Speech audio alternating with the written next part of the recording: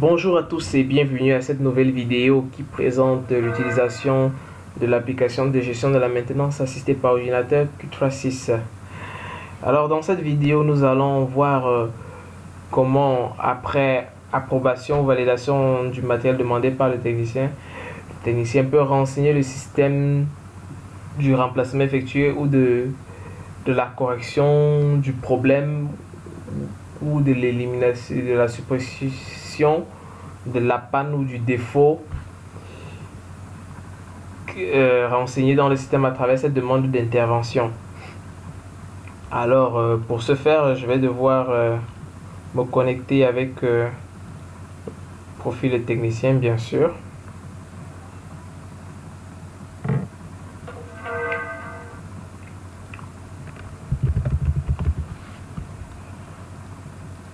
Et mot de passe. Ok, je me connecte et je viens consulter l'intervention la demande d'intervention qui m'intéresse, c'est la DI009. Je suis connecté avec mon profil technicien. Et là, je vois les informations demande matériel approuvé avec tous les détails des traitements. Nous avons permis au technicien de voir l'historique des traitements pour qu'il même puisse suivre tous les travaux qu'il a en instance. Et comme ça, il pourrait avoir une idée, lui-même faire sa propre planification en interne sur les différentes tâches qu'il a à faire et en fonction des niveaux de traitement des interventions qui lui sont assignées. Alors, le matériel a été approuvé. Nous considérons que le matériel a été remis au technicien pour effectuer son travail.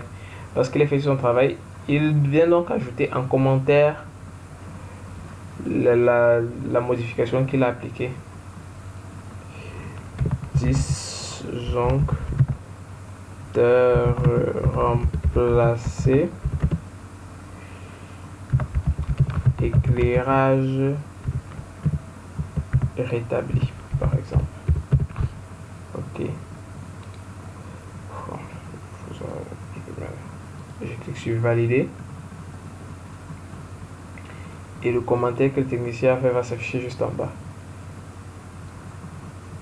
Éclairage établi. Et à chaque modification qui affecte la CDI, nous recevons un email à ce niveau qu'on voit les notifications par mail là. Ensuite, lorsque le technicien a fait son rapport, a fait son dernier rapport, il peut notifier à son superviseur, soit par téléphone, qu'il a fini avec la demande d'intervention, ou lorsque le superviseur veut passer à approuver la demande d'intervention, le rapport que le technicien a fait, il peut se renseigner auprès de son élément pour savoir à quel niveau il se trouve, si c'est qu'on peut clôturer la demande d'intervention dans le système. Alors je vais me connecter avec mon profil superviseur. Connecter avec le profil superviseur.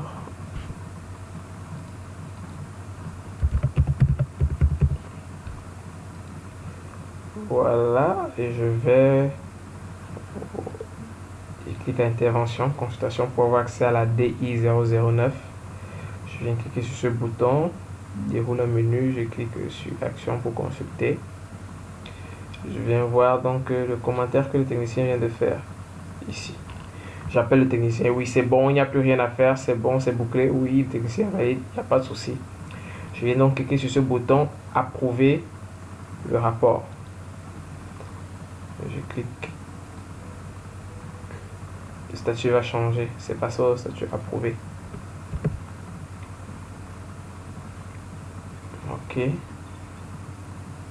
Et là, approbation du rapport d'intervention, c'est correct.